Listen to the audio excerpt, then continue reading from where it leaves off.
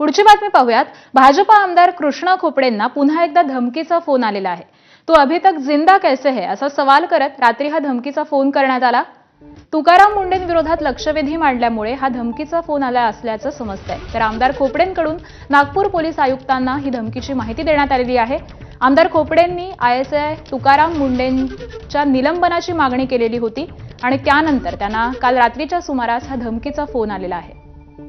आमदार कृष्णा खोपडे आपल्यासोबत आहेत। बिलकुल तुकाराम मुंडेंनीच हा प्रकार घडवायला लावला।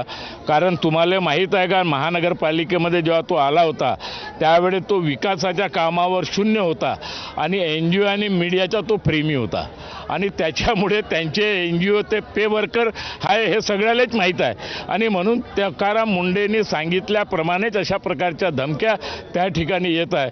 कालच मुख्यमंत्री महोदयांनी या संदर्भात चौकशीचे आदेश सुद्धा दिले आणि मी या ठिकाणी इथून गेल्यानंतर पुन्हा मुख्यमंत्री महोदयाला सांगणार आहे, विधानसभेमध्ये हा प्रश्न उचलणार आहे आणि आज तक्रार बी दाखल करणार आहे का तुकाराम मुंडेच्या इशाऱ्यावर हे सगळं होत आहे। याच्यामध्ये दोषी कोणी असेल तर हा तुकाराम मुंडे आहे। कारण तुकाराम मुंडे हा घाबरलेला तुकाराम मुंडे आहे। हा स्मार्ट सिटीमध्ये यांनी घोटाळे केले।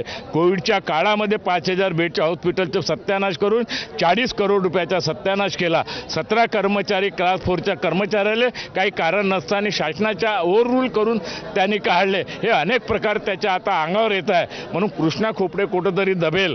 कृष्णा खोपडे काही दबणार नाही आहे, त्याच्याशी संघर्ष करत राहणार आहे। कॅमेरामॅन अतुल हिडेसह रजत वशिष्ठ, एबीपी माझा, नागपूर।